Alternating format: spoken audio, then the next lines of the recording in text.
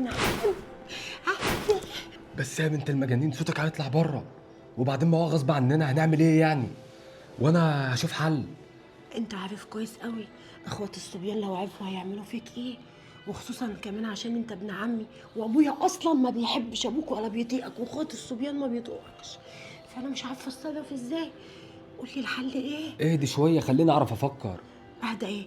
استنى لما بطني تبقى كبيره ويشكوا فيا ويذبحوني، صح؟ انا واللي في بطني. يا حبيبتي ما هو غصب عننا، انا وانت من صغرنا واحنا بنحب بعض، وانت عارفه ابوكي وابويا الاتنين اخوات مش بيقدروا حاجه زي دي، وغير كده كمان ابوكي بسم الله ما شاء الله باصص لفوق، انما انا من الفئه الفقيره.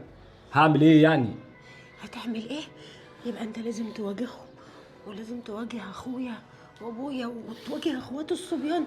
انت الناس اللي انا بنت وحيده، وانت عارف اللي انا الدلوعه بتاعت ابويا واخواتي، يعني لو حصل اي حاجه هيذبحوك قبل مني. حد جاي؟ طب استخبى فين؟ تعالى استخبى.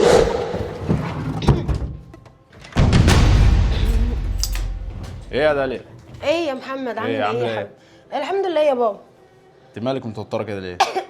مفيش، كنت بوضب الدولاب وحاسه ان الجو حر قوي النهارده بجد يعني. حاسك مخبيه حاجه، ما انتش في طبيعتك. ايه اخبي حاجه ايه يا اخويا؟ هو انا بقدر اخبي عليك حاجه؟ ده انت يعني اخويا الكبير. يعني ما كانش حد معاك في الاوضه؟ حد مين يعني؟ ده التلفزيون. كنت انا قصدي الموبايل، كنت انا مشغله الموبايل وكنت بوضب الدولاب. تلفزيون وموبايل. اه هشوف الموضوع ده. ماشي.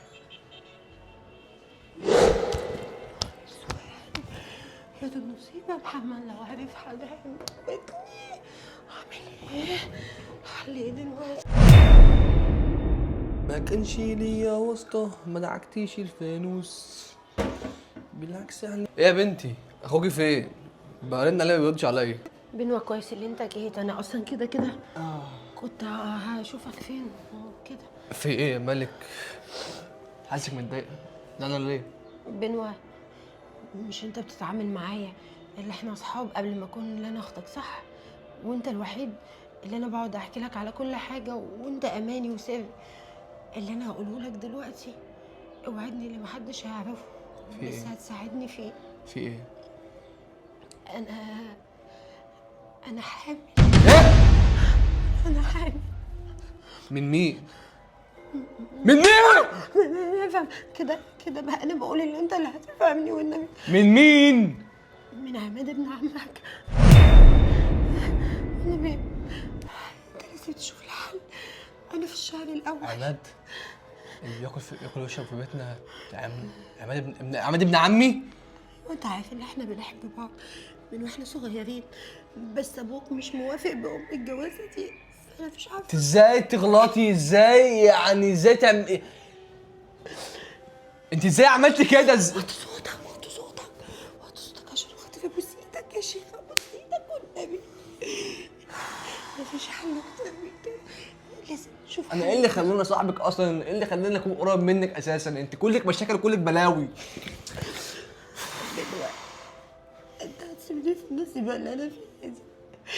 والله العظيم انا ما كنت اقصد حاجه، بس والله هو مش هقول لك هو اللي ضحك عليا، احنا بنحب بعض، وابوك انت عارف اللي هو بيستكبر، واللي هو يقول لي ايه بلاش ده عشان دوت مش من مستوانا، وهو بس انا بحبه عشان خاطري ابوس ايدك. خلاص اسكتي بقى، اسكتي ولا نحل المشكله. شوف هنعمل ايه. خايف ابوك لو عرف، ولا اخوك محمد ممكن يقتلني. بس خلاص هجيب ميه واجي. يا ربي. جبت لك ميه اهو، استعدي بقى بالله كده واحكي من الاول. لا اله الا الله. طب هات يا حبيبي، وايه الصوت هات اللي جوه ده؟ مش عارف. اوعى كده. انا ابن عمي. ايه ده؟ والله احكي لك على كل حاجه.